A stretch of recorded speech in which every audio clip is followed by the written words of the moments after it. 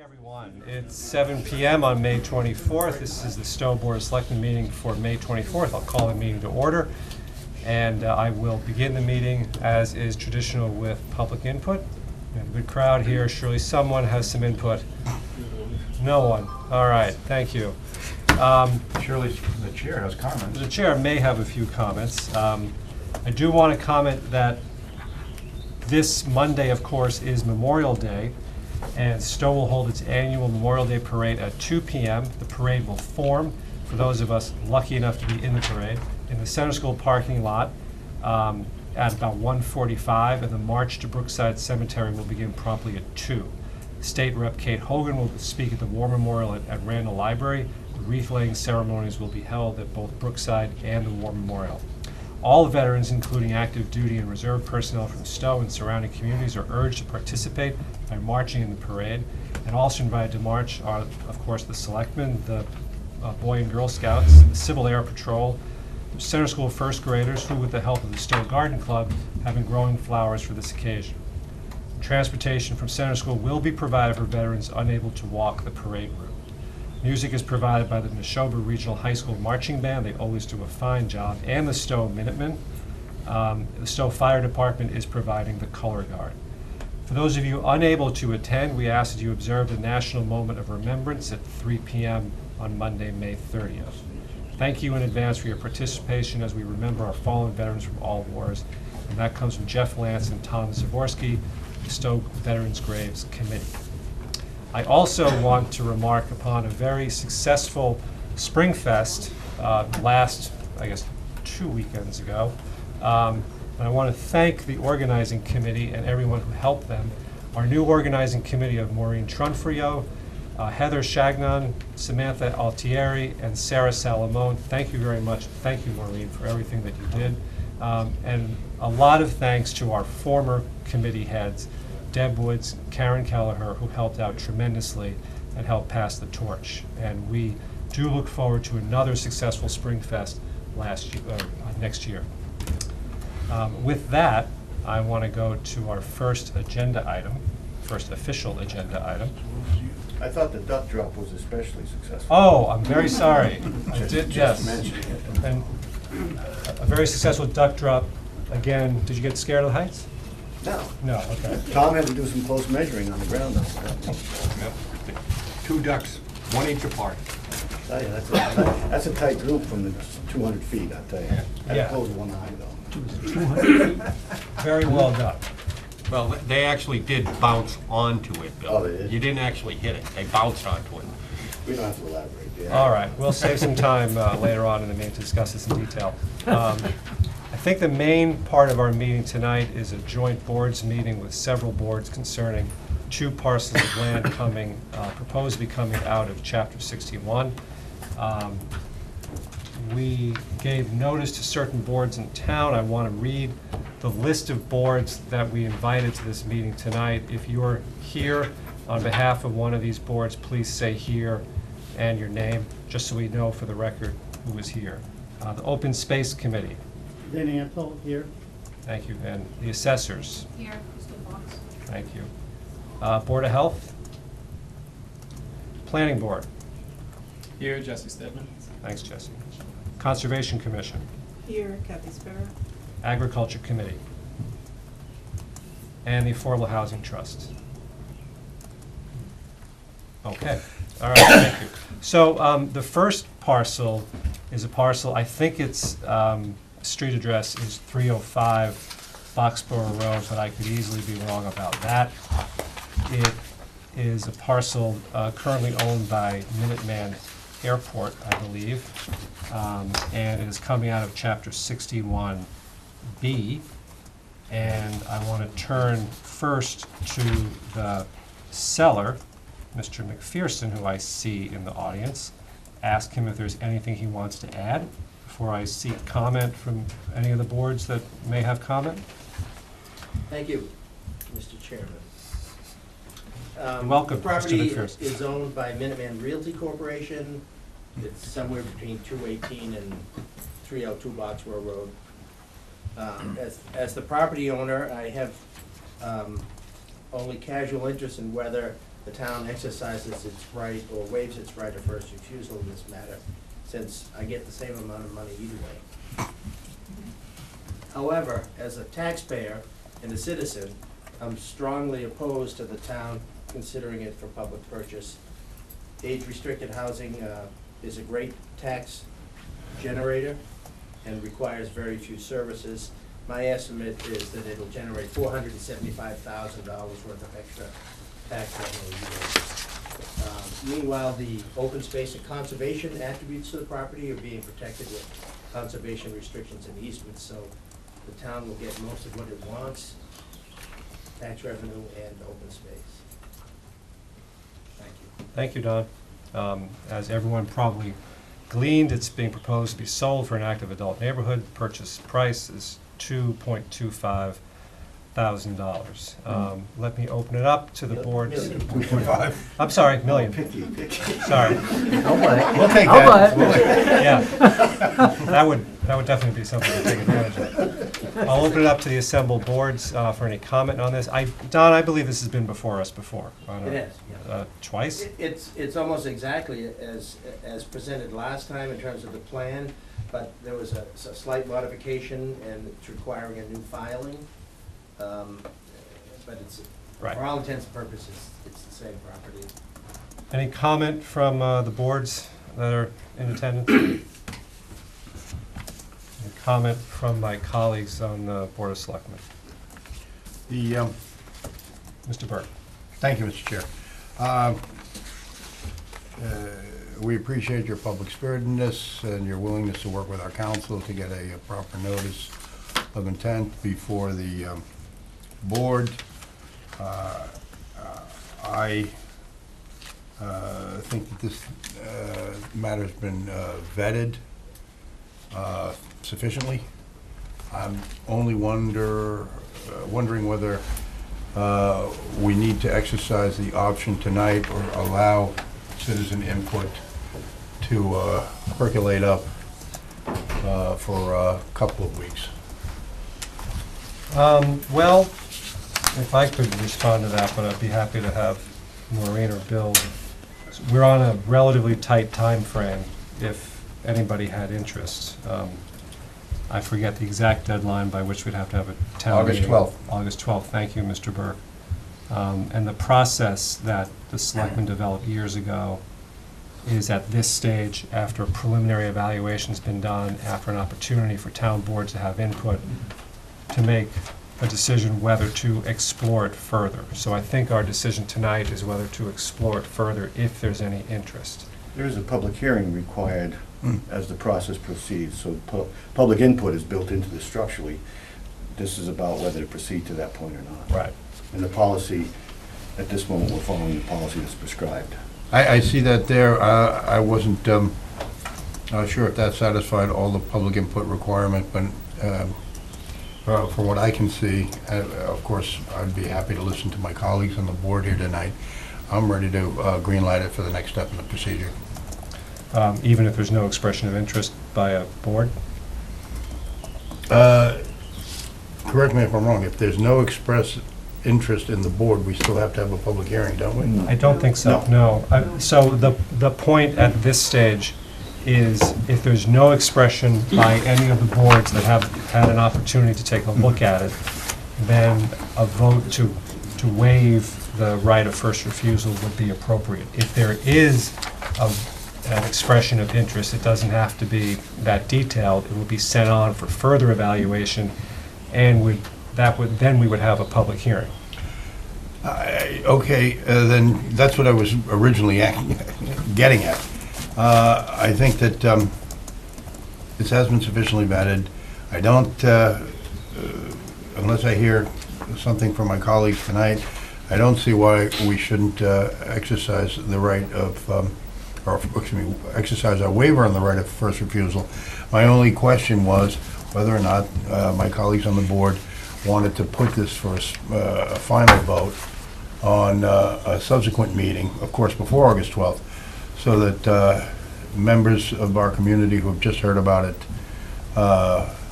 as an actual, real sale going forward, have a chance to make their comments known. Further comment from Mr. Chairman, Hawes. my personal opinion is that where we recently basically heard the same proposal, slightly different this time, and I believe our unanimous position at that time was due to the size of the price of the project, and as was pointed out, the benefits of an age-restricted neighborhood and that being producing tax revenue. For those reasons, the prior board, but I think were you on the board or not at the time? I was on the board. On the other hand, to more fully answer my colleague, Mr. Hawks' question, we have a new member on the board. That was another thought I had. But, Well, if I might just continue Sure. complete my I thought. was just is- answering. Yeah, but I see no reason to go further with this. I would support the motion to waive. Tom, do you have any thoughts? Yeah, I see that you have in front of you the quick response team data sheets. Feel free to look through it. Has anybody in writing from any of the boards? They did not, no interest. There's been no expression of Maureen, interest. perhaps you can in this. summarize for the public what the results of that. Sure, when we Evaluate receive notice through the assessor's office and the seller, we begin a process immediately, and within 5 days, we gather responses from parties that were mentioned earlier to have a chance to express any interest in the property and also give relative details. So we gather those and share them. And at that point, anyone that is interested will note that on the data sheet. So there was no interest on this property on the data sheets. I did see one representatives from one other board, the Affordable Housing Trust, come in after I sort of took attendance. We're talking about the Minuteman parcel. Any interest? Thank you. I have to say I tend to agree with Mr. Hawks that we created this process several years ago. First, we see whether any town board has any kind of interest. If there's no interest whatsoever, there's kind of nothing to have a public hearing about. If there's any kind of interest, then, we evaluate whether to move on to the next step, which does involve a public hearing. I kind of agree with Don that especially since this has been before the board and the town before, really very little chance of any surprises at this stage. So I do tend to believe if there's no interest, that vote on a waiver is appropriate. Last chance on Minuteman. Vin? Oh, I just wanted to make it clear that, because in the quick response form, it's not clear, that the Open Space Committee felt we should waive the Right of first right refusal? of first refusal. So Open Space felt that we should waive. That's right. Okay. We do not have an interest Okay. in the right of first refusal. I think a motion would be timely. Oh, Tom, sorry. One of the things is, I can see Brian's point somewhat, that, I can see where he would want to bring this forward if nobody had heard it before. I tend to agree with the rest of you that I think we've already waived our right of first refusal on this once. Nobody stepped forward to request that in the future we keep our options open at this point, and if none of the boards that are generally involved in this had expressed any interest, I think we should probably waive it. I think a motion, Mr. Burke. I may be wrong. So, I will have no problem with the motion. Mr. Chairman, pursuant to Mass General Law, Chapter 61B, Section 9, I move that the board decline to exercise its option to purchase or to assign its option to purchase property located at 302 Boxboro Road and owned by Minuteman Realty Corp. as described in the notice of intent to sell dated April 4, 2016, and to send written notice to the landowner. Second. Motion's been made and seconded to waive the town's right of first refusal on the Minuteman property on Boxboro Road located at 302 Boxboro Road. All those in favor, please signify by... Can I just ask one question? Yes, of course. I started thinking about it as I wanted to address it to Jesse. Right now, this is scheduled for an AAN. That's pretty much all that can go there at this point, right? Or could... Anything in the industrial district technically could still go there. Right. Trying to think of the other overlay districts. So, yeah, anything it's currently zoned for, but at the moment, we're getting ready to hear another public hearing for the AAN. Okay. So, and from Mr. McPherson, the plan is to sell it to someone who's putting an AAN there? Okay, yeah, just... And it's well along the way in terms of permitting it. Right. You're going in for a minor modification, it's Toll Brothers. Okay. Okay. Further discussion? Mr. Hawks, you want to say something? Further discussion? All right. All those in favor of the motion, please signify by saying aye. Aye. Opposed, nay. Abstentions, and it's waived on that. Could I Mr. have one Mc- comment at this point? May I have Mr. McPherson? Brian reminded me in his comments earlier about the assessors, and I just wanted to say what a pleasant experience I had with Christine and her assistant in the assessors department. Professional, pleasant, helpful. I enjoyed it. Thank you for saying that. Great department. Thank you. Kristen, pardon. That's her, it's the other worker there, she's Christine.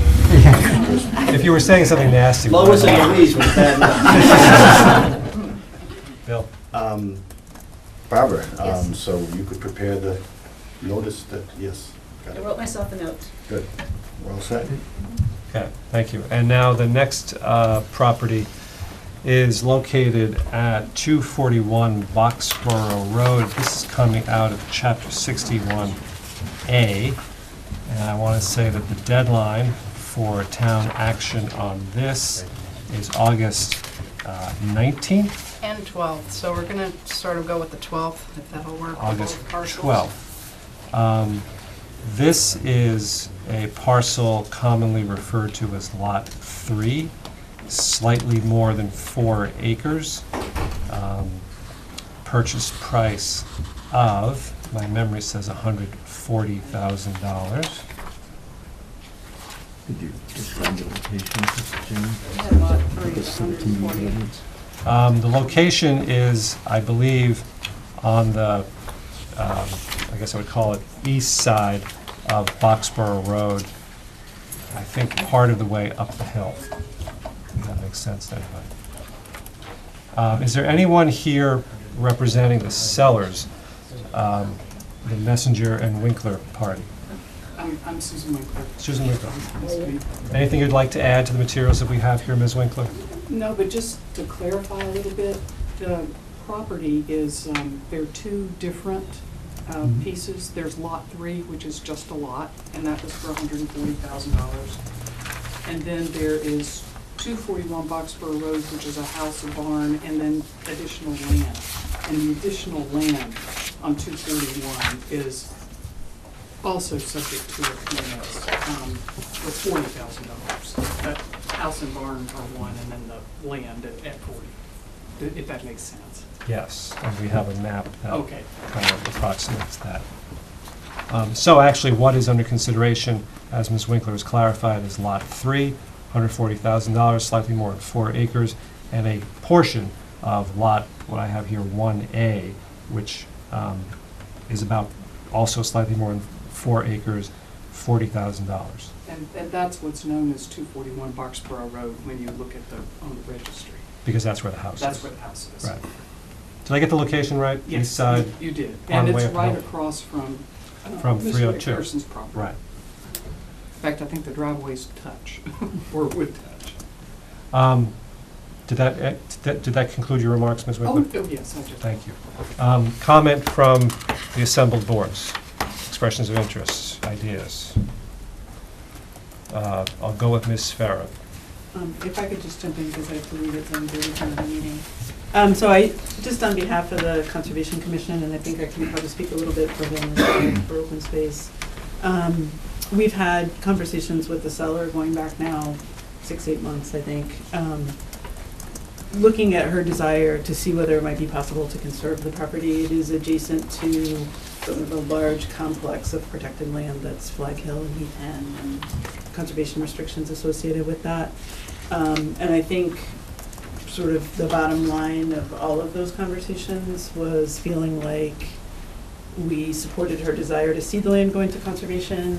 We did not feel that at the asking price that it was the kind of money that the town wanted to spend for the acreage involved. Are you talking about both parcels? Yes, both parcels taken together. And I think we really did look at it as one, in terms of the land area. We didn't need access to the backland at that point. It really didn't serve to provide access. It would have just been sort of additional buffer land, and again, we just didn't feel that at that current asking price, it was a good value for the town. Mr. Kupczynski? The SMAHT has expressed interest in this parcel for housing, and particularly possibly for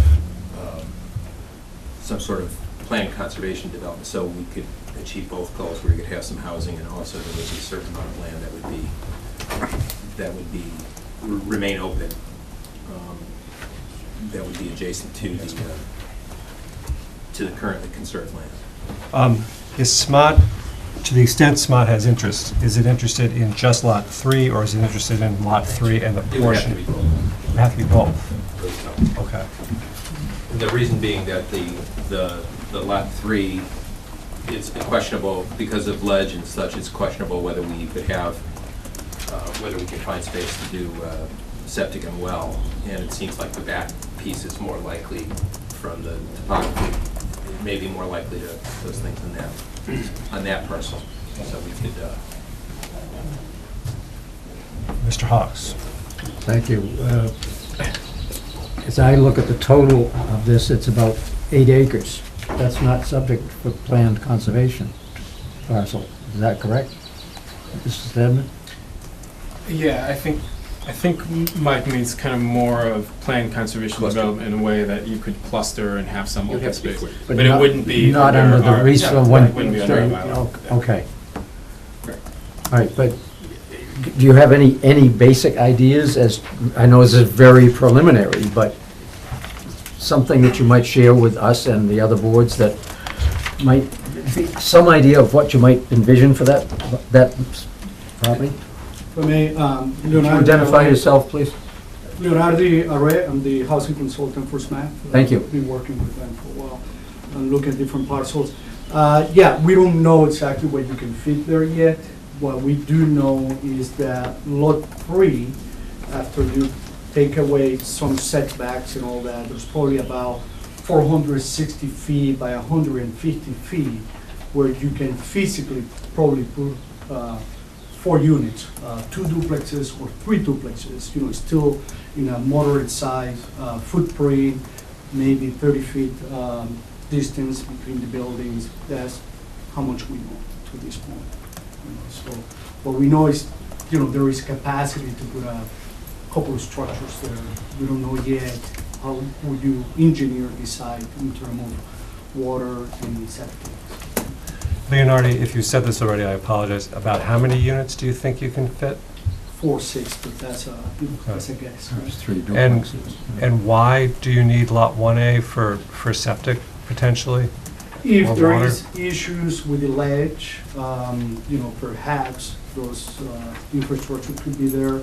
Also, it's a way to compensate relatively high density with a little bit of open space, whether for the residents or something that can be shared with the public. Can I ask a practical question of Ms. Winkler? If the town were to exercise its right on the portion of Lot 1A, what does that do to your sale of Lot 1A? Anything? Well, this buyer would have the option, if they wanted, to just buy the house and barn under the contract as it exists. I don't know what they would choose.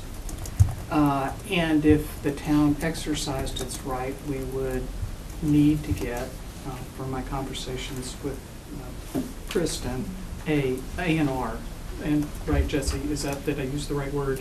I believe so, yeah. Yeah, I've got to get a recordable thing, and we would sell the house and barn anyway. We would just, if the town bought it, we would have to Okay. parcel it off and then sell the house and barn. You seem sort of sanguine about this possibility. It doesn't sound like it's, Well, we have some buyers who've been incredibly patient, but as we've struggled to figure out how to get this notice correct, given that it was put into chapter in a way that you can't take it out of chapter. So our buyers would very much like the property, and I think, and they'd like to be town residents, and they would like both the land and the house. I think that would be ideal for them. They cannot build into the open space issue. The back of 241 cannot be built because we don't have the frontage. We have exactly 200 feet. right. So it would necessarily be open. That doesn't mean it's conservation land, but no one could build back there, all the way back to the pond and the way back over the hill. Okay. So it would be, I'm sanguine in the sense that I've just, this process is what it is, and the town has its right, and obviously you guys can do whatever you want. But Okay. I think we would much prefer if we could go ahead and sell 241 and let these buyers buy it and move and become town residents. To the question on Lot 3, there has been engineering work done on Lot 3. Stamsky and McNary did it. I don't know whether anyone checked with them. But they did septic and they did perk testing and all of that back when Carol Sorrow had the land divided up. So there has been some work done on the property to show that it can actually, it did perk, those tests were done. Okay. And, would it do enough to do a number of duplexes? I don't know. Let me take some questions from my board. Mr. Ryan, I thought had something. Yeah, I would say that, if we were, where we've got this in front of us, if we were going to exercise 4 acres at 140 grand, we'd be kind of silly not to exercise an additional 4 acres for 40 grand. Especially if we're looking at it for affordable housing. I'm not saying I'm in favor of it at this point, but one of the things is, what we're here to do is decide whether we're going to take it to the next step. That's what I was going to say. We don't have to decide whether we're in favor. We just have Right. to decide whether there's sufficient interest put on the next step. Mr. Burke. Point of information, have we gone through all the boards who could or could not, or who did or did not express an interest? I know we've heard of 2. Are there any boards present that have an interest, or a lack of interest, that have not expressed that and feel the need to do so? Mr. Stedman. Yeah, I don't have the rest of the board here with me tonight. Mark, our associate member, is here, but I'll just say that the board did, eyes did perk when they saw the price for the amount of land, given past discussions that have happened in town. And I think part of the reason too is that we're in the process of updating the housing production plan, and some of the data coming out of that is fairly daunting in terms of the amount of units we're going to be needing to comply with certain state statutes, 40B, of course, especially as we go into 2020 and the census flips over. So it's very much on our mind these days, and I think that's one of the main reasons the board wanted to make sure that that at least there was some good discussion about the potential uses. So, Mr. Stedman, is that an expression of interest or not? Yes, I think You it sound would almost be. like a lawyer. I think it would be, but it wouldn't, in our recommendation, it said such as affordable housing, open space, recreation, just the notion that, for lack of a better term, it's a pretty good deal and it should be looked at. Okay. Anything else from any of the other boards assembled? Vin? Just to make it clear, the Open Space Committee did not express interest for open space specific use. Any particular reason, Vin? Yes, it was felt that given the size of the property, the existing development and lack of potential for some of the back lots to be developed, and the price, that it was not something we felt we wanted to pursue. Would SMAHT like to add? I think we get it. Would you like to add anything? Leonardi, Mike? No, so far it's what we know is the site capacity in terms of Okay. footprint. Further comment, Mr. Hawks? Yeah, I appreciate Jesse's comment, and I heard about this the other day, and my eyes widened at this too. Given 8 acres of land that we can address a need that we couldn't, we looked at 323 Great Road, for instance, and that was determined for other purposes. And I see this as, without committing to supporting it, as my colleagues have said, at this point, I would be very much in favor of at least going ahead with the next stage. And for those of you who don't know, we have a flow chart in here that has about 17 boxes that you have to go through before it can be exercised, the actual right. And at various steps throughout, there are other opportunities to waive if we find out that details as they might come forth would not support this as a viable alternative. So by saying we're going to the next step, we're not committing to anything other than, as Mr. Burke said about the prior lot, let's go ahead and pursue this to see if there is a good interest in behalf of the town. Can I ask SMAHT a question? What are you thinking right now, without prejudice to anything, what are you thinking right now about source of funds? And I ask because that could affect whether or not we have a town meeting. Correct. There are the two options would be to bond it or to try to do through CPC funds with Okay. the two options. So if we were to form a working group, probably a good idea to have CPC on it. Yep. Okay. If I may add, And one of those options was not SMAHT paying for it, so, and that's the option that means no town meeting. Well, that is an option that would essentially leave us, I think, we have $183,000, so this would be 180 of the 183. So it would be all in. So it's not practical, okay. Well, they could always get it It's true. replenished later on. That's- I mean, and that's one of the things we'd have to look at. If a decision was made to, And that would be, the main reason would be not to have a special town meeting Right. to purchase it.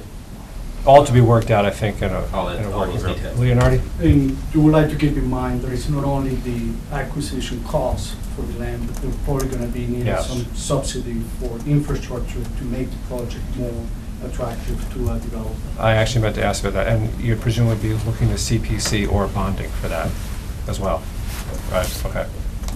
Okay, so I tend to agree with what Mr. Hawks said and with what Mr. Burke said in connection with the prior project.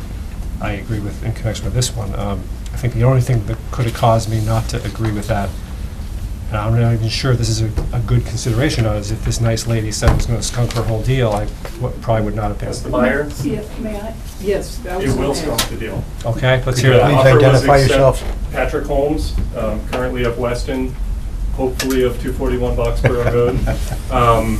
The offer was accepted before Christmas. We just got the application for removal in, what, Ms. Winkler, in the last week or two? After they That got we the plan? passed to this stage, and the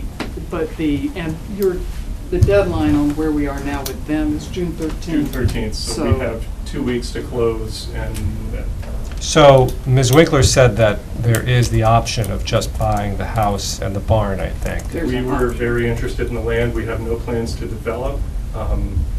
We see it as free space for our child to play in.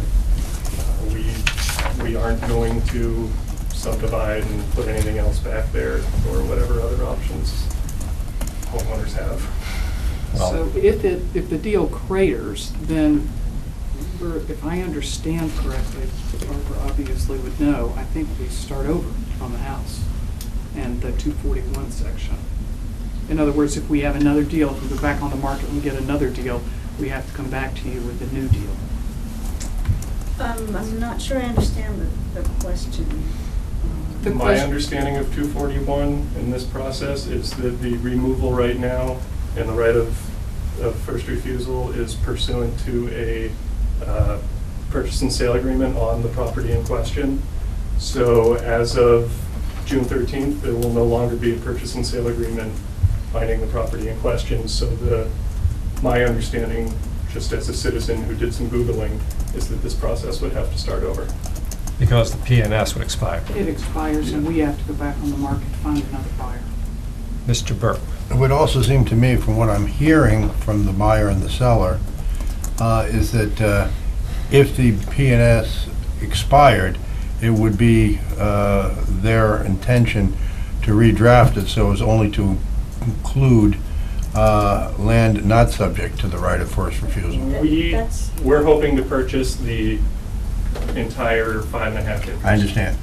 So we would not be interested in the first acre and a half with just the house and the barn. Oh, So it does tank the deal. I Okay. couldn't speak to that, what they would do, because I did not know. then I may be misunderstood or misheard. I just wanted to be clear. So the entire deal would go down the Correct. tubes. We would have to find a different property to move into. We've been in transition for about a year. Well, that And only seems, lot 3 will be on before you if this deal tanks, as I understand it. well, that seems important. Comment from SMAHT on that? So, that was unfair of me. So, I Well, I think. did have a comment, which was that if are these separate PNSs for the, for Yes. 3? Yes. Lot 3 is one PNS, and our PNS on 241 is with them, you. So the PNS, you as buyer are representing right now that if the town moves forward on this, that no later than June 13th, the PNS on Lot 1A will cease to exist. Correct. Okay. And along with it, presumably, the town's right to purchase Lot 1A. I'm going to conditionally say yes, but there's just a lot of moving parts to this, so, and I'm not sure the board can make a decision tonight based on what the buyer says he will do if the board exercises its right. Well, I understand that, except to the extent that it could mean we never get the property anyway. I mean, the board's rights to purchase the property are the same right, it's not, the rights are to buy it on the same terms as as in the purchase and sale. So if the purchase and sale agreement has a date certain, then the board is bound by those same terms. The town has to meet the same terms that the purchaser, that the buyer would have to meet. And does this purchase, does it have a closing date of June 30th? June 13th? June 13th? June 13th. We've extended it till then, and that's the drop dead, which was agreed to between us and them. Okay. This would probably be a good time to point out that although this process did start a while ago, the reason why it took this long is because the notice to the town was not sufficient until very recently. The original iteration to the town was one purchase and sale agreement covering both property that was subject to 61B and property that was not. So we had to explain that to the seller, that that's in violation of the statute, that the town's opportunity to purchase the land has to be only with respect to the land that's under chapter. So that was the first step, and there were successive iterations, none of which satisfied this notice requirements until very recently. So that's why the board finds itself with a purchase and sale agreement that has a termination date that is not that long from now. So Barbara, let me ask you what might be an unfair question. Given that we have legitimate expressions of interest from the town board, that all things being equal would probably be inclined to move forward on, yet we have expressions of extreme reluctance from the buyer that potentially could deprive the seller of the deal as well as the town of the deal, it sounds. How do you recommend we proceed? And I do keep in mind, we have one selectmen's meeting between now and June 13th. I recommend that the board take no action tonight, that there be a little more diligence on our part, just to make sure that the town's options are coextensive with what the seller is representing, because to be honest, I have not eyeballed the terms of the contract other than to determine that the notice is sufficient for a while, because it's been so much work to determine that notice was sufficient. So I would need the opportunity to go back to that contract and make sure I understand what the terms are. So I would just recommend that the board not take any action tonight, and that by your next meeting, that we can provide you with firm advice on how to move forward if the board wishes to move forward. Mr. Kopczynski is going to jump out of his skin. Go Yes, ahead. I am. Two things. One is that I think that if, I mean, I understand what Barbara said, and I think that it's wise, but I think if we waited until the next meeting before we did anything, then there would be really no time to move. So I think that we ought to proceed as though we had the full time through August in the background, regardless of what we do. I think as a town, we should continue to explore. The second piece I was going to say was that I would like, I mean, in terms of Barbara, in terms of doing a little bit more research about this, because if you play this out, essentially, you could always force a town to act faster than their normal time by waiting long enough to give notice, and then the town would have to move. It doesn't to me pass the smell test that we get our time to act on it regardless, because it would seem to me that would be the fair thing to do. Now I don't know what the statute says, and that's not my area, but it's essentially if you could always, by waiting until it's very close to the date of the end of the P&S before you give notice, you would always force the town to be, to act quickly, more quickly than the statute intends. So I would tend to believe that regardless of the terms of the P&S, that we have the same, I would think the fair thing would be we'd have the same. But let me ask you a question. Could I just clarify Barbara. one thing? When I said take no action, I guess I didn't mean take absolutely no action. I mean, is just to conduct further study, but the board doesn't need to do anything other than state its interest in pursuing it, so. So we could form a working group. You could form a work, yes, so I misspoke when I said take no further action. I just meant you don't need to vote up or down on it at this meeting. As you did with I was just thinking with the previous, there was a vote. So take whatever action the board feels is appropriate based on the recommendations of the committees. But as a practical matter, I'm happy to take comment on this. Isn't there a possibility that we express interest, we start this working group process, we have public hearing, by now it's June 26th, the buyer has walked, and at the end of it all, we say, nah, not interested. And then what does she do? Well, I mean, the statute is written to give the town a right of first refusal, and it doesn't mean that there aren't going to be disappointing outcomes sometimes for the seller or, for other stakeholders. It's perhaps, an imperfect method to serve the purposes of the statute, but So I think the fact that the board, that there might be, that the process doesn't work in exactly the way the seller intended, I don't think that's a reason for the board not to follow the advice of the consulting boards. Mr. Burke. I think the chair's expressions of concern that the sale not be fouled up unnecessarily does him great credit. It's the spirit, I think, that everyone on the board shares. But on the other hand, we have the expressed interest of at least two boards. I don't think even if we moved heaven and earth, we could get the work, or we could ask SMAHT to get the work done necessary by June 16th. It's one of those things, and the other thing is, we may not decide to purchase the property, but we don't have to purchase the property solely out of arising out of our rights of first refusal. We can take steps to purchase this land as any good faith buyer. I do think that the process should be observed. And the last comment I want to make is, I understand that, the needs and the imperatives of the two parties to this purchase and sale. On the other hand, I've been given literally dozens of drop-dead dates by my wife over our 20 years of marriage, and they've always been renegotiated. May I make a suggestion? My wife not renegotiate anymore? I think you just accomplished that on your own.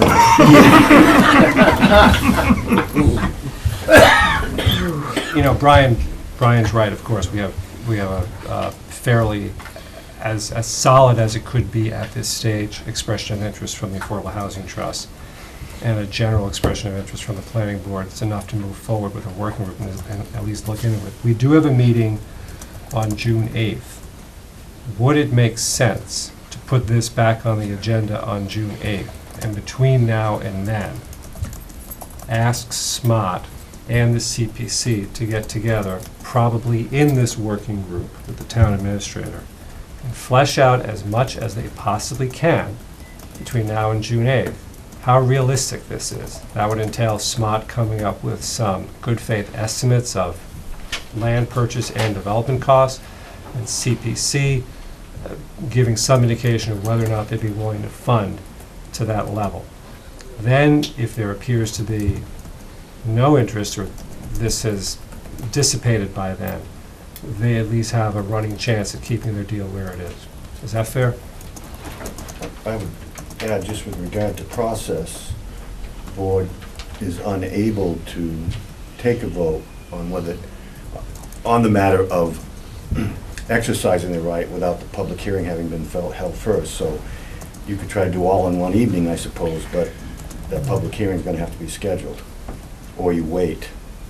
The policy itself requires a public hearing before you vote whether to exercise. Mr. Burke? Well, just briefly, and I don't want to interrupt my colleague, Mr. Hawks.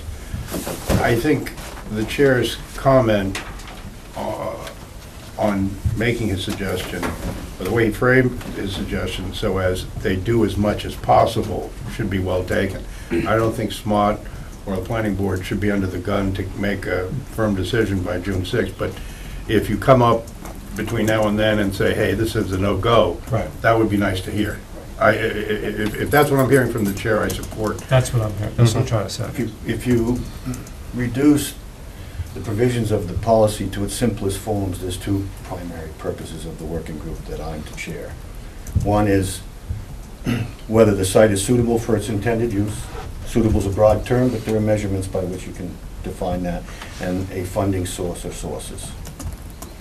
We concentrate on those two, those deliverables, and you come back, and I think they cover probably what's the most important aspect of it when it comes to a vote by the legislative body. And June 8th doesn't have to be the public hearing if we're not ready for it.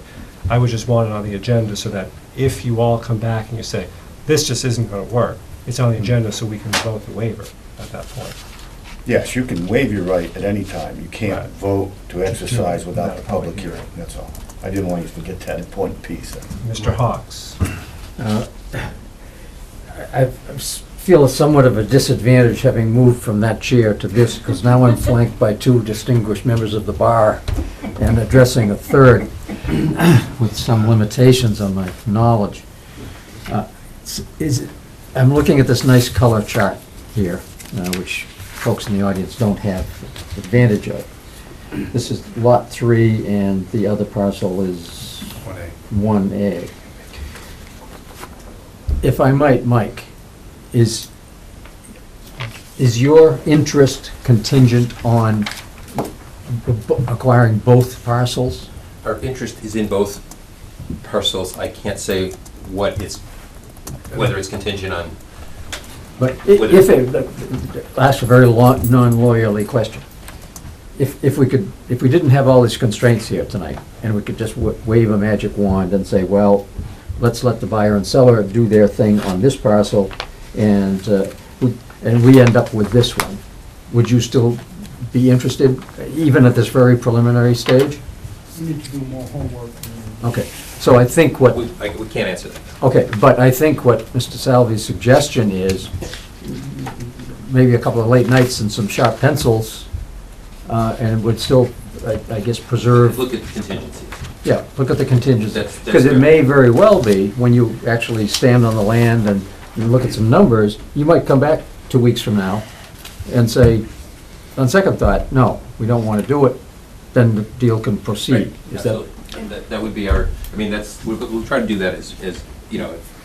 Do That's as the much as express you... purpose of the provision of the policy is an evaluation. Right. That's what this is. I mean, yes, But I'm trying we're a to do board that. that represents. I think that's all you have, I evaluation. think of doing that in a preliminary evaluation to protect the rights of seller and buyer if possible. Yeah, I think everybody's anxious to try to, their Okay. needs, there are competing interests and needs here. I think all of us would try to consider those. I don't. We're But you're a it board doesn't- representing needs of the town, we're also neighbors, and we all live here, and we want to be respectful of that, so, we all live here too, so. Right.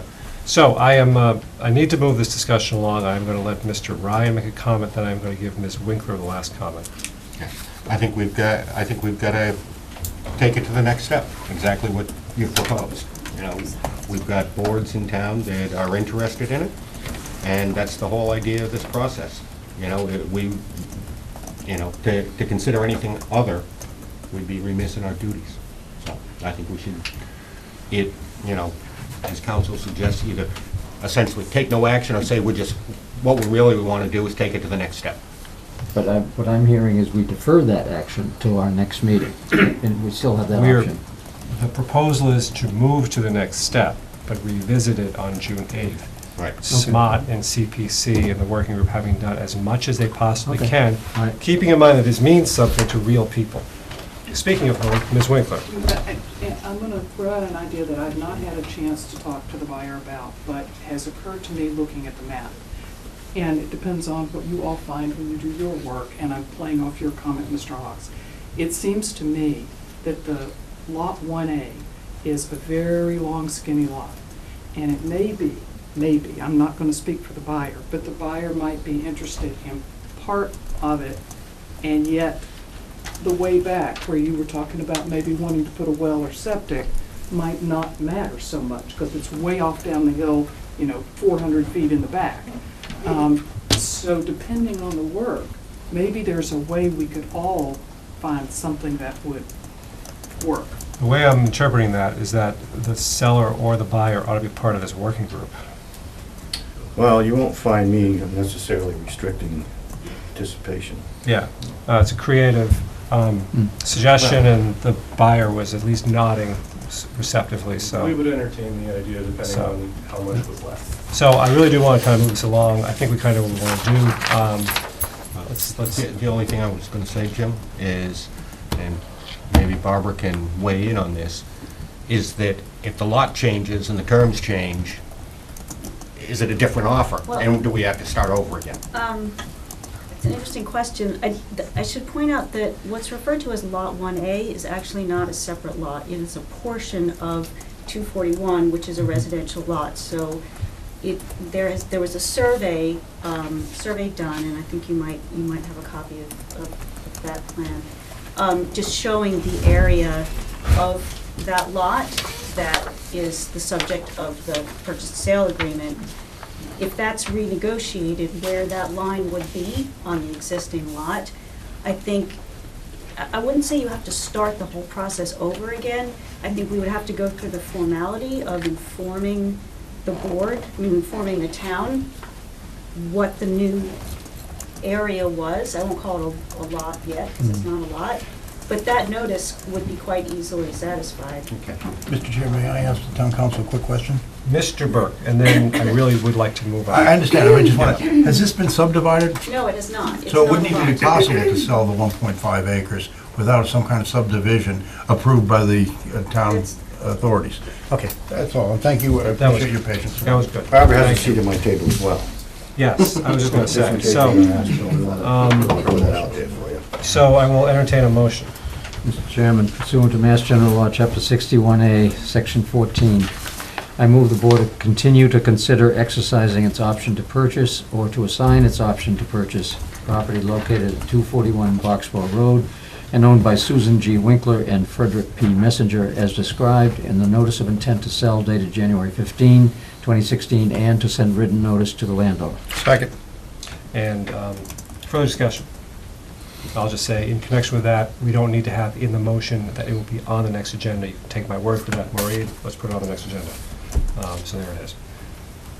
Further discussion.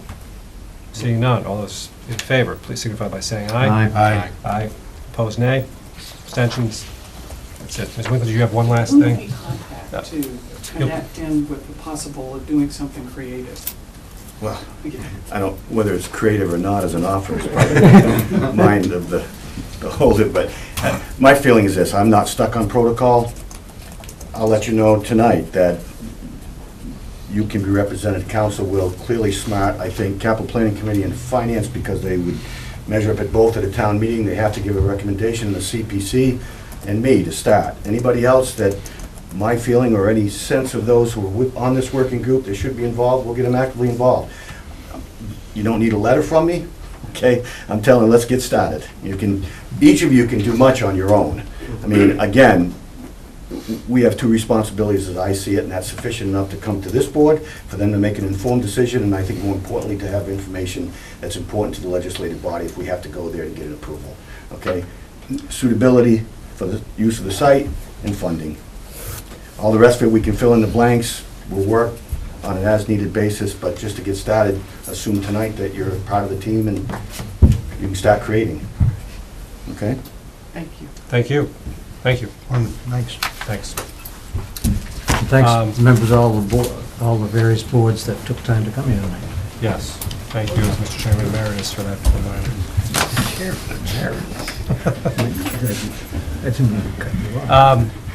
Our next agenda item is the appointment of a Lake Boone safety officer.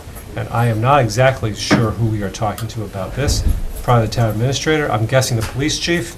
Well, I'll lead off, and the prospective appointee is here, and the chief is here. I've provided the board, I hope, with sufficient written information so that the questions won't be necessarily on the activities, the job, and the rest of it. I hope I've explained enough. Essentially, what we're doing here is in reaction to what I've apprised the board of on an ongoing basis in recent months, which was that activities down at Lake Boone, specifically as it related to governing through their rules and regs or our bylaws, boat safety on the water, was not permitted under the statute, but it occurred nonetheless for years. When I became aware of the fact that statutorily and within the CMRs that are attendant to that statute, which is 90B sections, CMR 323, CMR 2, we've started engaged in a process that involved the Lake Boone Commission. I brought in, through our police department, the environmental police, because essentially this is a police matter. Enforcing rules on the water under the statute is a police matter, starting with the environmental police and through our local police. Chief, why don't you come and sit down? And so, as quickly as possible, and to honor that approach, and I think I informed the board, we intend to comply fully with our understanding of the statute and the CMR, have legal opinions to back it up. We have two towns involved. Legally, we're on the same page there. You are the appointing authority for two of the three members of the Lake Boone Commission. Okay. And so, as appointing authority, the first order of business from my perspective is to put somebody on the water who's recognized and has the authority under the statute. And that would be someone acting as a police officer. We have a person who's uniquely satisfied to fill that, and he's the only one I know, and that's Lee Herron. Lee Herron has been a member of the Lake Boone Commission, and so he was performing those duties under that authority, though that authority wasn't enforceable at that point. We corrected that. But the fact of the matter is, Lee, as a police officer, has all of the training, skill set, and more importantly, he's authorized expressly under the statute to do this job. So, and there was nobody else who has the experience on the water that he has enforcing provisions of boat safety. So he brings everything to the table. He needs nothing to start enforcement under the statute through the police department, under the supervision of the Stow Police Department. This was not a high call for me, to be truthful with you. So I provided all that to you. He's here, and the chief is here. I did provide you the written support the chief had for it and all the reasons why this is a clear and I think best and wisest choice, but you need to make that appointment. Without that appointment, he can't serve. We've got Memorial Day weekend coming up, which is generally the kickoff to the summer, pretty active for boating. I felt compelled to have an officer that was authorized and appointed by the appointing authority to be able to serve that purpose. So I'm here to recommend that you appoint Lee Herron, who's a special police officer for the Stow Police Department and has been patrolling since 2001. Chief, let me ask you if you have anything you want to add? Nope, that pretty much sums it up in a nutshell. He's been doing it since 2001. He's been a special police officer in the town of Stow since 2001. He's gone through the part-time police academy, the intermittent police academy. He does his yearly 40-hour in service. He keeps his CPR first responder up to date. He does his firearms training. His main duties as a police officer the last 15 years has been Lake Boon Boat Patrol and private construction details in Stow and numerous surrounding communities. He's always been respectful, polite, and done a good job. I think he does a good job down the lake. I think he knows the residents of the lake, and I think they know him. And I think it's a win for the town, and I don't see any reason not to do it. I did speak with the union officials, and they're on board, and they have no objections to it. And this came about, as Mr. Wrigley explained, it's basically the law of the land, as the environmental police explain it. This is how enforcement's done statewide on bodies of water. So we need to get in line with that, and I think it works. I think it's a win. I don't see any problems with it. Before I let Lee say a few words in his defense, before we pronounce sentence,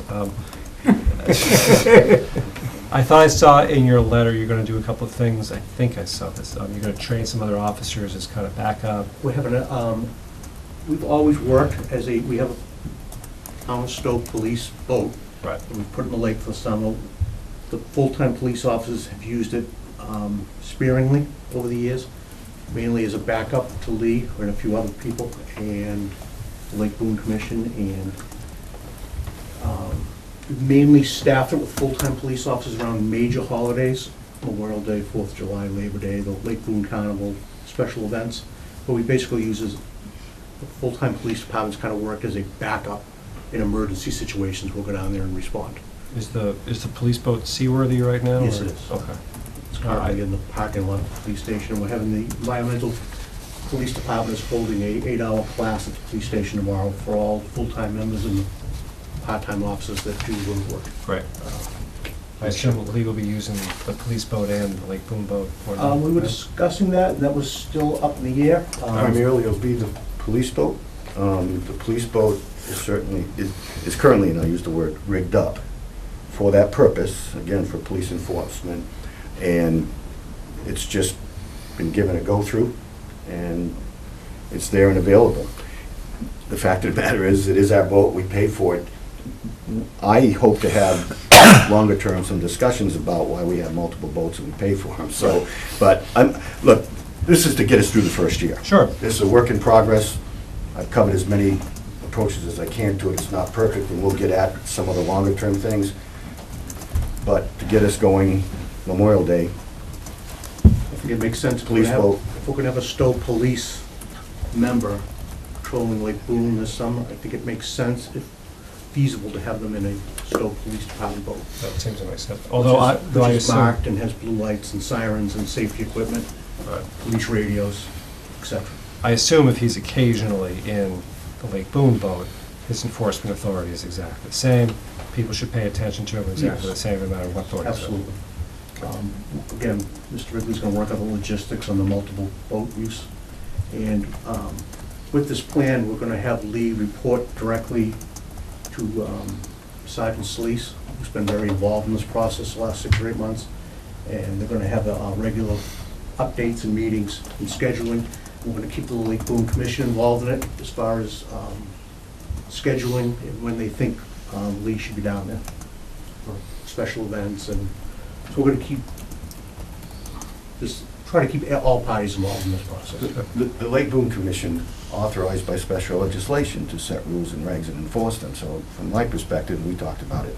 It's important that the Lake Boon Commission be on the front line, be engaged in matters related to this as a commission. Right. And so Lee has dual responsibilities and loyalty, which is, though it's all the town, is that the Lake Boon Commission, and he's been a member of that for some time, so obviously they know each other, and the other 2 members, one of which is from Hudson, my feeling is this, that he goes by and through the Lake Boon Commission to give them an overall sense of what it is he's doing. In day-to-day supervision, you got questions that relate to matters of the CMR and such would be a police matter only. That's important. The distinction with the difference is the CMR in the statute is police regulations. So the Lake Boon Commissions, there's a limit to their responsibility and involvement. They're not to be involved in matters of trying to discern the matters of the statute that relate to police regulation. Right. Our folks can do that. They got questions, the environmental police will do it. They do have an obligation to explain all of this to the Lake Boon Commission members, to any member of the lake, and that's part of this educational process we go forward on. That public forum was not a one-off. That was a beginning. That was to set the tone, lower the temperature a bit, set expectations, give source documents for folks to see in real life, the people from the environmental police, and there were two of them there, including Captain Mary Walker, who's been there for many, many years. So she's earned her stripes up there at the environmental police. They made it clear, and I think it was accepted in the with the intention that they were providing, which is they're only there to make it safe. They're not there to unnecessarily harass any voters of any kind for any reason. Their time and attendance down there will be on an as-needed basis. Lee's going to be there, the front line. He has communications up the chain of command, and we're going to get started with that, and I think most people know their roles. I want to let Lee say a few words. First, I want to say, though, I watched that forum on YouTube. I wasn't there. It was very good. It was very, very useful. So glad you did it. Glad to hear that it's not just a one-off. And I would love to get one of those little books she was handing out, if you got a spare one hanging around. Okay, thank you. Lee, do you have anything you want to add? I want to get back to work. You want to get back to work? I Now? agree with everything I've heard. Always been a team player. I'll continue to be. You have a lot to do. Mr. Hawks, I think, has a comment. Thank you. So, every meeting since Brother Burke has been on the board, we have some good-natured jocularity about my relationship to Lake Boon, but it is long and deep, starting in 1949. And as a former member of the Lake Boon Commission and its chair for nearly 12 years, and its enforcement officer for a good part of that, I have, I've seen a lot going on there. This most recent, it wasn't a change, it acted, as Captain Walker explained at the meeting the other night, the actual legislation changed in 1989. We didn't know about it. So it was not, we were ignoring it or flaunting it, but like it or not, the 150-foot rule, which is the basic thing that it was the focus of that detention the other night. But all of those issues, I think, are best addressed in the manner that Mr. Wrigley has laid out. It's not a one-off. The Lake Boon Commission will be directly involved in, because the members have extensive experience on the waters of Lake Boon. Also, where some of the police officers that aren't fortunate enough to live at Lake Boon are coming to it, they only see it sporadically. So I think the knowledge and background that can be brought by the members of the commission, myself as liaison, and whatever role I might play for information purposes, I think it's a good start to correcting a lot of confusion that has been created recently. As far as the specific agenda item here, it's been my privilege to know and work with Lee since he's been there. And I echo everything that the chief said. He sees him wearing a uniform. I see him, the chief's uniform, I see him as a citizen of the lake with particular interest in the safety aspects of it. I have found Lee to be responsive and responsible, and he has a good style about him that it's not going to be seen as any, I've heard various words like, oh, we're going to have police, we're going to Gestapo tactic. No, that's not his style, and it's not his role, or nor is it his authority. I think he can use just his discretion where it's appropriate and help keep safety on the waters of Lake Boon this summer, and that's everybody's priority. and I heartily endorse his recommended appointment. Thank you, Mr. Hawks. Mr. Burke? Out of sincere and sincerely serious respect for my colleague, Mr. Hawks, I just wanted to make sure we did hear from him on this, and we have done so. I'm ready to move forward. Mr. Ryan?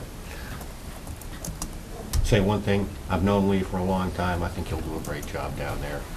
I've seen him down there on the lake when I've been cruising around, and, it's, Did you have my permission to be cruising around? I couldn't. This was going well, guys. Let's Okay. and based on that, would you like a motion? I would like a motion.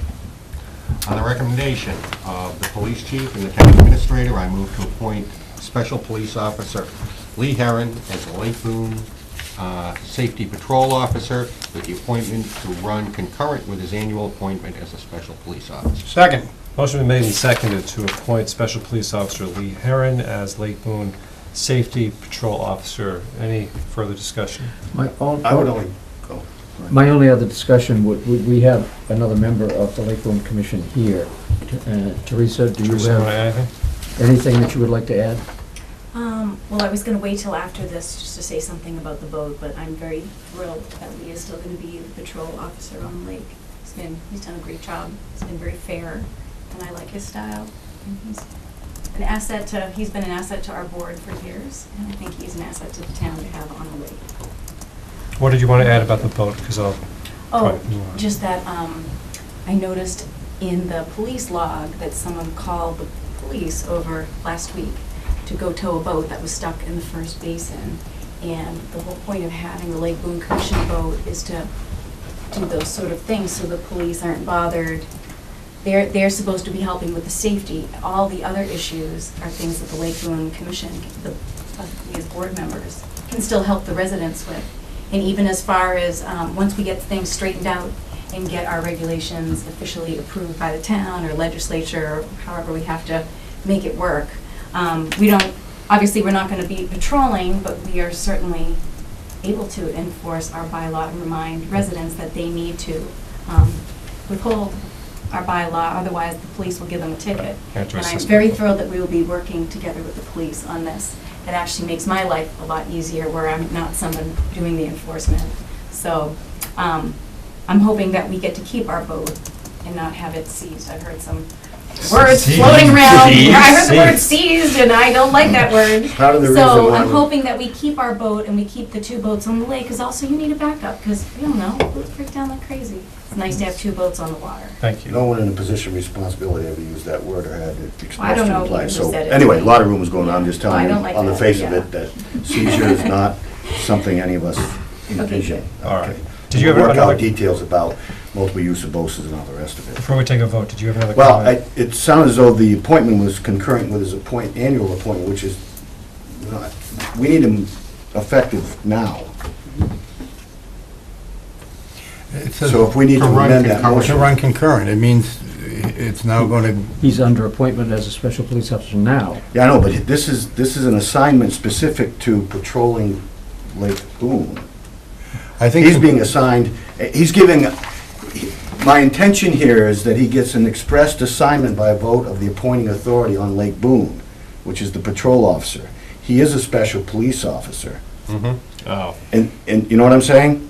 I don't want there to be any doubt that he has the authority under the statute as of tonight's vote. So this isn't necessarily as part of his duties as a special police officer. This is by particular appointment. Well, it's, that distinction with the difference is not important to Right. me as much as a vote taken tonight effective immediately, that he is now assigned responsibilities of Lake Boone Safety Patrol Officer. For indefinite duration? No, I would then sync it up at the end of the year, as we do with other appointments that come mid-year, so that they have the authority, and then we sync it up at the end. So I make this appointment through to the end of the fiscal year, if that's when his appointment, and I think that's the annual appointment, right? So And who then- made the motion? I did. I thought... So, Mr. Ryan, I think a motion, I think withdrawing your original, and then a motion appointing Mr. Heron, to appoint Special Police Officer Lee Heron as the Lake Boone Safety Patrol Officer, effective immediately with a term ending June 30th, 2017 would be in order. Well, isn't that concurrent with his annual appointment? I have no idea, but it does have. Just trust me, effective just trust me immediately. on this, okay?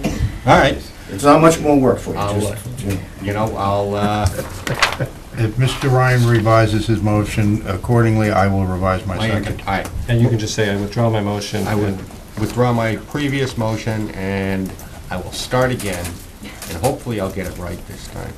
On the recommendation of the police chief and the town administrator, I move to appoint Special Police Officer Lee Herron as the Lake Boone Safety Patrol Officer effective immediately, And what term ending? with appointment to run concurrent, no, till the end of, Term till ending. June with the 30th. term ending June 30th, June 30th. 2017. And that's fine, because we'll just sync it up when We the can appointment appoint- comes through. And I believe Mr. Berg seconded that. Yes, I will second it again. And any further discussion? Seeing none. All those in favor, please signify by saying aye. Aye. Opposed, nay. Abstentions? Thank you, gentlemen. Did you get all that? I Thank you. really, yes, You're I effective did. immediately. God bless and good I, luck. Thank you. want to Congratulations. thank you also, want to thank the town of Stow for 15 fantastic years on the commission. I really enjoyed it. Unfortunately, at this point, in order to properly do the job I've just been appointed for, I have to resign. If I can find it. Effective immediately, my position as a commissioner on the Lake Boone Commission. Good? He has a conflict of interest. and we- There is an Article 19 conflict. Oh. So there'll be an opening to fill in, like, Be posted. and yeah. Go through the process. Accepted with regret, is that what I say? With thanks, with I thanks. appreciate you thanks. putting With it that regret way. but Thank you. understanding. Yeah. I just need to do, I'm dedicated to community, I want to do the best job. Understand. And thank you for Thank all you. your services Yeah. on the Lake Boone Thank you. Commission for many years. Gentlemen, thank you. Thanks. Thanks, boss. Thanks, Lee. Thank you. I'll entertain any questions except money, so we're going forward. I just, thanks, Lee. Good luck. Good luck. Teresa. Thanks, Lee. Chief. We're doing this for free, right? Absolutely. Gentlemen, thank you very much. Have a good night. We're good. Get out while the getting's good. Think of something else. All right. Thank you and congratulations again on a great forum. That really was good, Don. I know you began it and ended it, and I was pleased to see that. We're going to postpone the item about appointing the Town Building Space Use Feasibility Study Committee. There was a discrepancy between the posting and those to be appointed. That's going to be reworked, and we'll be making an appearance on an agenda soon to be appearing in your neighborhood. And we're now going to the appointment of inspectors, and I'm guessing that that is why we are graced with the presence of the building inspector. I'm here. Would you like to join us?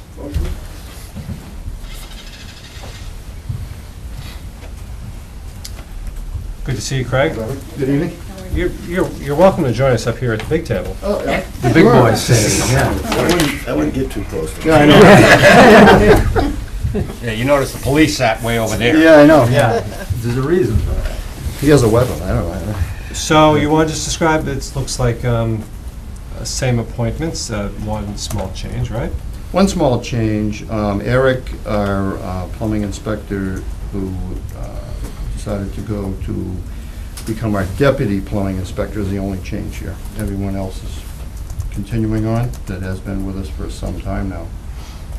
And this is the list. Okay, and these are not full-time employees, obviously, these are... These are basically contract on demand when we need inspections. These are the gentlemen that perform them. Right. We doing the inspectors first? Is that what we're doing? Mr. Chairman, on the recommendation of the Building Commissioner Craig Martin, I move to reappoint the following inspectors for one-year terms ending May 31, 2017. Assistant Facilities Manager / Local Inspector Douglas Hyde. Electrical Inspector Robert W. Norton. Deputy Electrical Inspector Charles Weeks. Deputy Electrical Inspector Michael A. Norton. Gas Inspector Adam Solberg. Deputy Gas Inspector Robert Smith. Plumbing Inspector Adam Solberg. Deputy Plumbing Inspector Eric S. Solberg. And Deputy Plumbing Inspector Robert Smith. Second. Motion's been made and seconded to appoint the named individuals to the specified inspector positions. Is there further discussion? Seeing none, all those in favor, please signify by saying aye. Aye. Opposed, nay. Abstentions? Nice job, Craig. Good to go. Day. So, and you have another one, I think? Oh, no. Oh, well, I suggest we would back up on your agenda, on the motion sheet, Mr. Chairman. I move to reappoint Craig Martin to the position of building commissioner for a one-year term ending May 31, 2017. How did I miss this? I would appreciate that. It's very important. Because I don't because think it it's on says the agenda. inspectors, but the motions cover, Understood. All right, motion's been made and seconded to reappoint Craig Martin. I was about to jump in, Craig. Building. Thanks, Bill. Discussion, I expect a heated discussion about this. So, are apparently. you willing to accept if we vote? Yes, I absolutely am. Yeah. This one's a pleasure. This one's a pleasure. You're doing a great job, especially on pop-up. Craig. Thank you. All those in favor, please signify by saying aye. Aye. Opposed, nay. Abstentions? And you are sentenced to another year of Oh, servitude. God, okay. Mr. Hawks, do My you have another pleasure. motion? Yes, I move to reappoint Fire Chief Joseph Landry to the position of Forest Warden for a one-year term ending May 31, 2017. Second. Motion made and seconded to appoint Fire Chief Joseph Landry to the position of Fire Warden. Not here to defend himself, so that's appropriate. Discussion, seeing none. All those in favor, please signify by saying aye. Aye. Aye, opposed, nay. Abstentions? Thank you, Craig. Okay, thank you all very much. Now, one of our annual duties, the reauthorization of the animal control warrant. This is the warrant that allows the animal control officer to have the authority to do what she does. Do I have a motion, Mr. Hawks? Mr. Chairman, in accordance with Chapter 140, Section 151A of the Massachusetts General Laws, I move to approve the animal control warrant dated May 24, 2016, and effective for 1 year from June 1, 2016, and to authorize the chairman to sign it on behalf of the board. Second. Motion made. Shouldn't it be an effective for 1 year to June 1, 2016? No, 2017. 2017, I mean. Yes. Oh, 1 year from June 1st, 2016. Got it. The warrant is dated May 24. Got It's it. effective starting June 1. Yeah. I am corrected, thank you. The motion is correct as stated. Motion made and seconded to approve the annual animal control warrant dated May 24, 2016. Discussion. In the notes attendant to this, I'm just a little confused. I'm just going to read this because annual warrant authorized by animal control officer, we understood that Yeah. carry out duties. Stow's animal control officer will continue to serve through June 30, 2016. It is not known at this time what changes will be required if this function is assigned to Neshoba Associated Boards of Health. Can anyone try to clarify that for me? So this authorizes Susan to continue to be animal control warrant officer through the remainder of the fiscal year. We were considering a new arrangement, not, I didn't think, with Neshoba Associated Boards. Oh, no, maybe it is. No, it Sharing. isn't. This is Okay. with respect to Littleton, Boxboro, and Stow, with the lead community being Boxboro. I didn't add any language, wasn't asked to, so I'm not quite sure who wanted that language. If it's not pro forma, which is the annual appointment, I don't think it's sensitive to who's actually doing it. This Okay. is a statutory responsibility. No, this was just an attempt to, That's just in a comment that yeah, Marie. in a comment trying to, Need to cover her till her Yeah, I retirement. don't believe that charge and that vote changes. all right, that's fine. I think more to the point, if voted, Yeah. this authorizes Susan to be animal control officer Okay, that's fine. through the remainder of next Okay. fiscal year. If there's a change, I assume we'll be coming up Yeah, with so another vote. when, at the beginning, at or on or about July 1st, if I put my name to that contract, We'll be revisiting this then we'll issue. come back in. Okay, And just- everybody clear on that? Just, it's not through June 1 of 2017 we'll be revisiting this. One-year term from June 1, 2016. Yeah. So for some reason, Yes. this was not part of our annual appointments on a fiscal year basis. Yes, exactly. Okay, thank you. Okay, so we're all clear? Okay. All those in favor, please signify by saying aye. Aye. Aye, opposed nay, abstentions, and that passes. Thank you. And now, we get to vote a certificate for Beverly Benoit, who is retiring from over 31 years of service. All of them in the COA? No, various positions, matron for police, some of them listed in here, but many, many. Primarily relating to her van driving. Right. Okay. That she has done. Would you like to say a few words and maybe read the certificate? I'd be delighted to. So- It's my pleasure to know Mrs. Benoit. She bought a boat that used to be on Lake Boon, and it now resides in Fort Meadow. So, and Can't help she's- himself, I know. She's, just a bit of background, historical. She's a wonderful woman and has served in a long period of time in many capacities. And if you don't know her, you should introduce yourself to her. There will be an event planned by the Council on Aging, which is, so this will be presented at that time. It's a proclamation in tribute to Beverly Lewis Benoit. On this 24th day of May 2016, the Stow Board of Selectmen hereby expresses its sincere appreciation to Beverly Benoit for more than 31 years of service to the town of Stow as a van driver for the Council on Aging. Over the years, Beverly has put in many hours and covered many miles as a Council on Aging van driver, providing friendly and reliable transportation for Stow seniors. She has served with dedication in this role and in many others, focusing on service to the town and the greater community at large. Beverly also worked for the town in the capacity of matron for the Stow Police, and she worked with Stow Schools as a school bus driver and in both the cafeteria and nurse's office. In the community, she was involved in the Stow Cub Scouts for over 50 years and was an active member of St. Isidore's Church.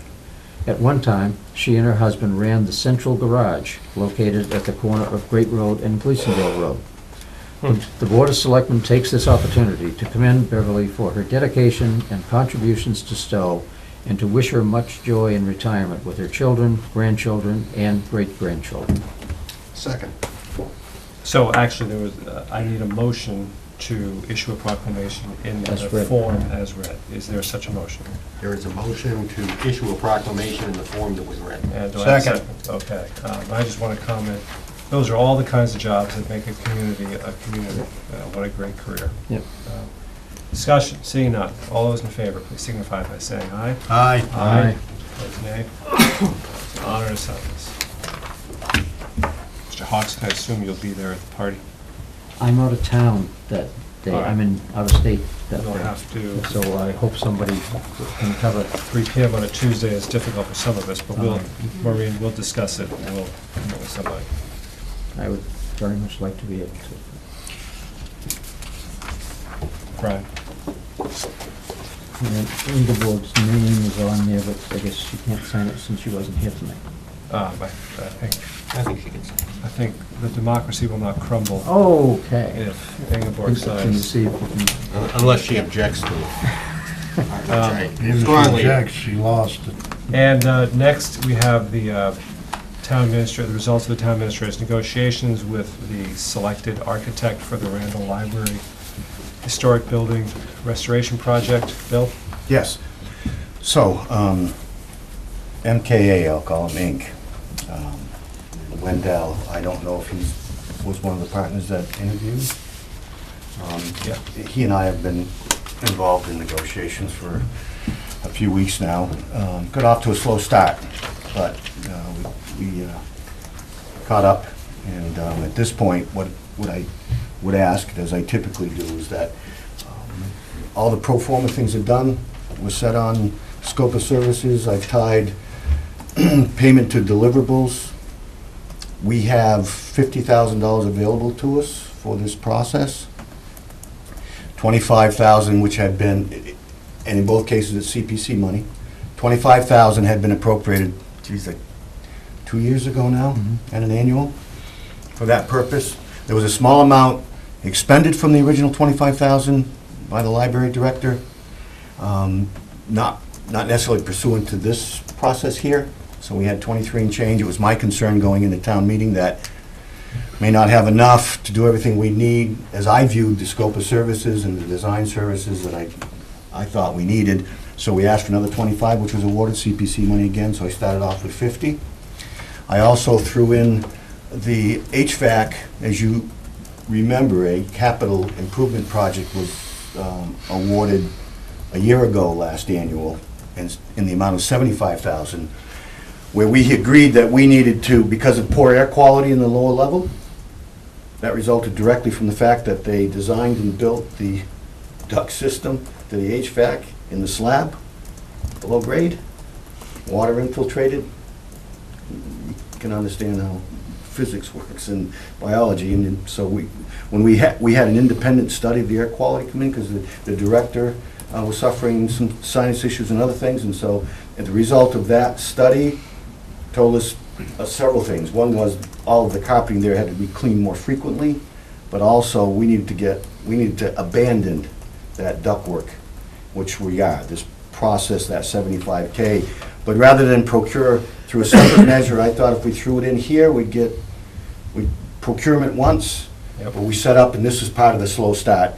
The original fee proposal to me wasn't broken out cleanly, and we have to have it clean because the sources of money are separate. Can't be commingled, and for accounting and audit purposes, I want a clean trail. So it took a little work to get that, for him to understand that concept enough to give me separate figures. But we got there late last week, and so at this moment, it's $11,000 and change, full development, contract docs, construction administration for the HVAC. That leaves us the balance for the actual, and we'll get a cost estimate in that for the actual purchase and installation out of the 75. And then of the 50, what I'm willing to contract for is up through design, full design development with a cost estimate.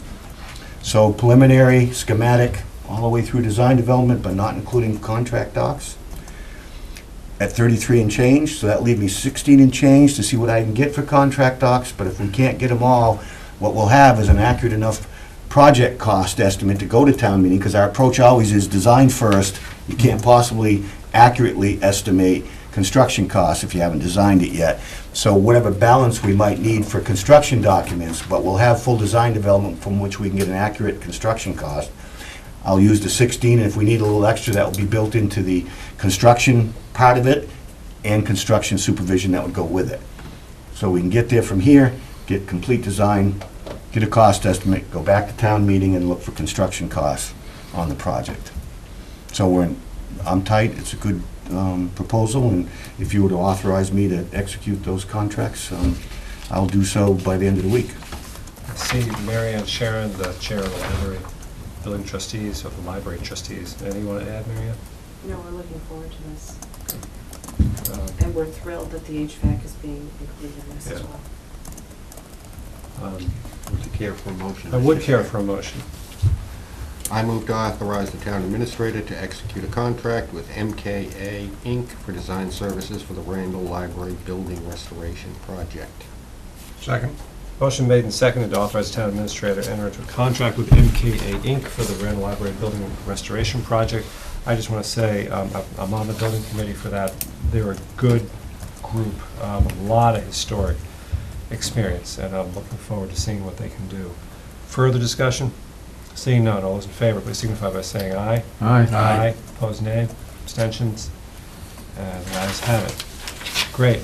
Let's go to the town administrator's report. Do you have a report other than what's in executive session?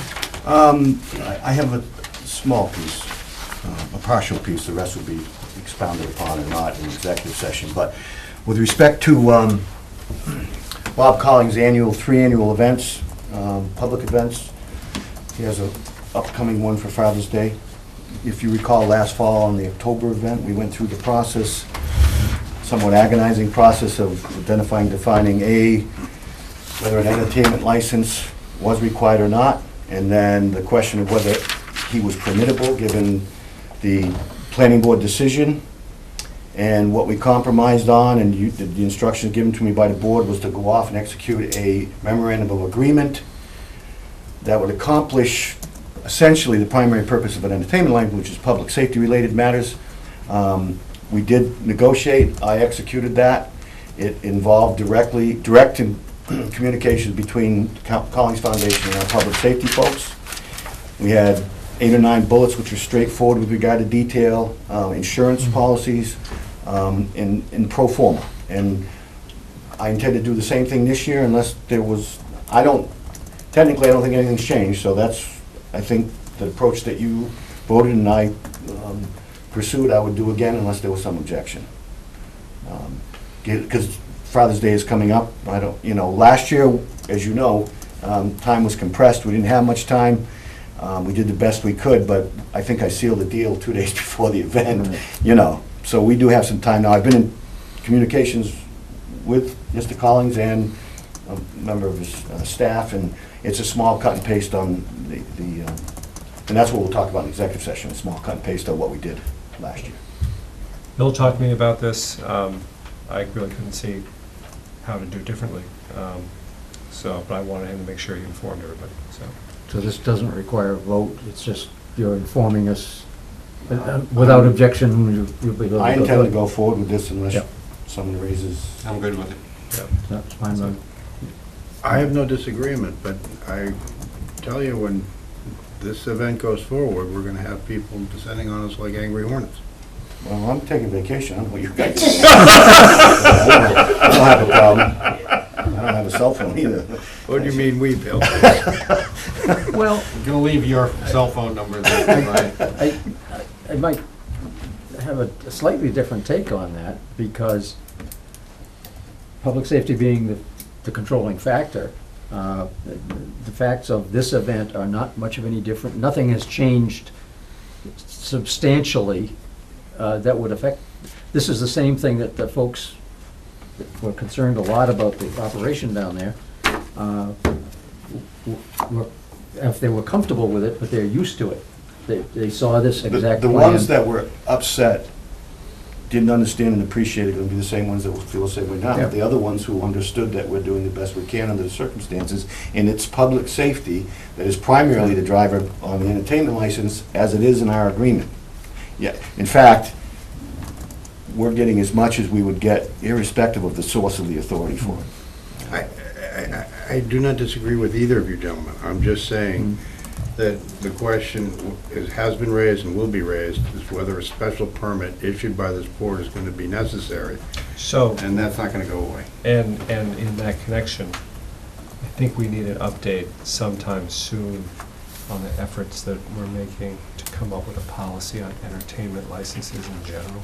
Yes, and we have that. We have one to roll out, but under the current conditions, he's not permittable. I mean, that's... Oh, yeah. so- Absolutely. Yeah. Yeah. So I just didn't want to confuse those matters, and I Right. wanted to get us through this one, but the fact of the matter is we have a final draft, and I've asked Maureen to put it on for the next meeting, so... Yeah, that's terrific. Okay, that's exactly what I want. Yeah, his situation is Yeah, different. he's not, so, to that issue, which is him wondering, is everybody else going to be treated the same? The answer is yes, and I explained that to him already, Right. that we got one to roll out. It's going to be enforceable to everyone who's applicable under the statute. Right. That's simple. Okay. And it's, Does that conclude your report? and a lot of those folks are not going to be happy. The ones who've not been required to put a permit in the past, but are going to be required in the future. That's just the way it goes. Is that the end of your report?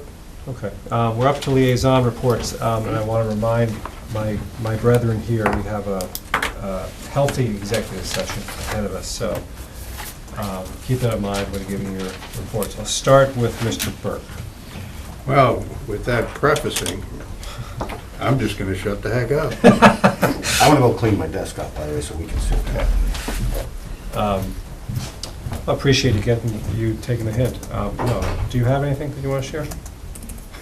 No, it was a pretty broad hint. I got it. Sorry. Mr. Hawks? My only comment would be not a liaison report, of which I had none specifically, just as to process, I think it would behoove this board to have, as soon as possible, the reassignments brought to us, so that, particularly for our new member of the board. I'm going to get to that in 1 minute. Actually, okay. that's my liaison report. Okay. Tom? Don and I both attended the Lake Boon Informational, public safety information meeting. thing, and I thought it went very well. And I think, the solution that town administrator has come up with is going to work out well. I think he's going to do fine doing that. And, I talked to the chief about that today, and as you heard, they're going to be doing some training on the boat, which is all a good thing. Some people that have driven boats don't actually realize that many people haven't. I'm sure Mr. Hawks is familiar with that concept. So I think it's good that they're going to get some training. I think Lee will do a fine job too. He knows the lake down there, so pretty much all I had. I don't have anything other than I did want to mention, at our next meeting, we'll talk, please come prepared with the liaison assignments that you no longer want.